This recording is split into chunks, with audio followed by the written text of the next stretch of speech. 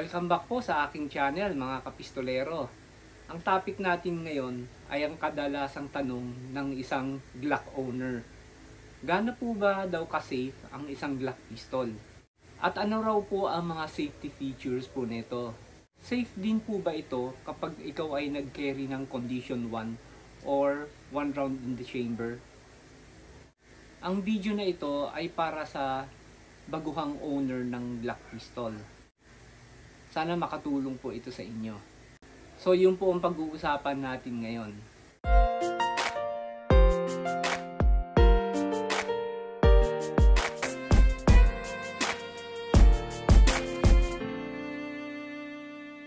Hello to all my viewers in the United States of America. I would like to greet all of my viewers from Thailand.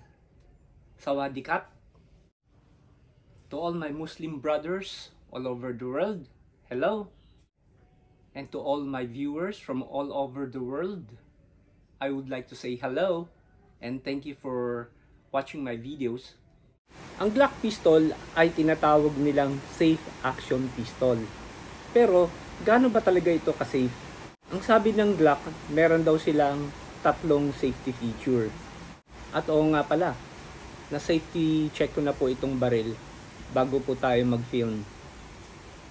Pero sa Glock, wala kang makikitang external safety.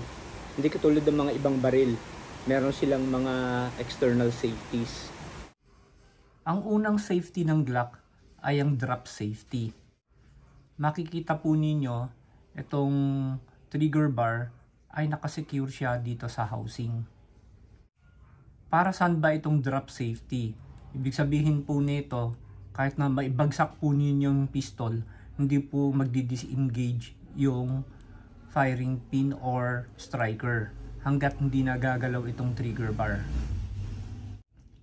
Meron tayong mga napapanood sa YouTube, nilalaglag sa helicopter yung Glock or dinadrag ng kinakaladkad ng mga truck or sasakyan pero hindi nagdi-disengage yung drop safety. Ang susunod na safety feature ng Glock ay ang kanyang firing pin safety. Makikita po ninyo dun sa illustration, hanggat hindi po umaangat itong firing pin safety, ay hindi po aabante ang striker or firing pin.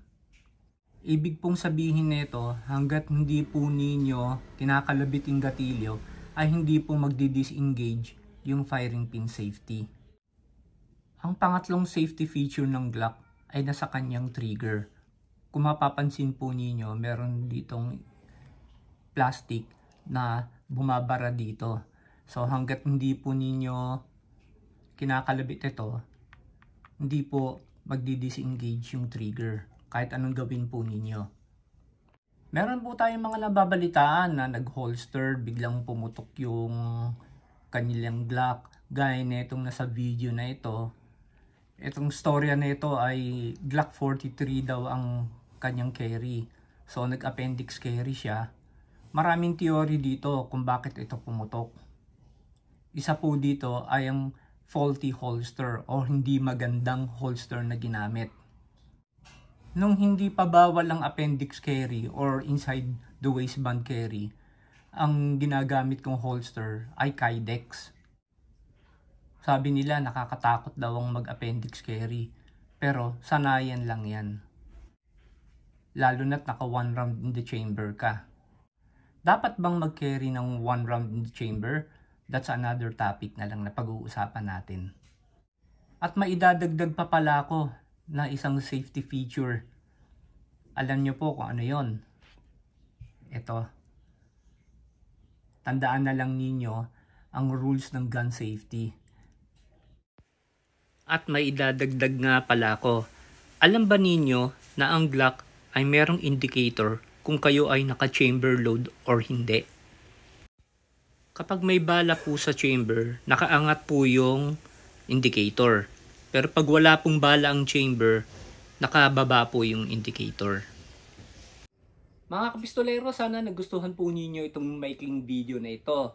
At kung nagustuhan po ninyo itong video na to, sana po i-like po ninyo ito at i-share. At sa mga hindi pa po nakakapag-subscribe sa aking YouTube channel, sana po, o pwede po ba ako humingi ng tulong sa inyo? Paki-subscribe na lang po ang aking YouTube channel. At siya nga pala, comment down below ha, kung ano ang comment po ninyo tungkol sa topic po natin ngayon. Be a responsible gun owner, and to God be the glory.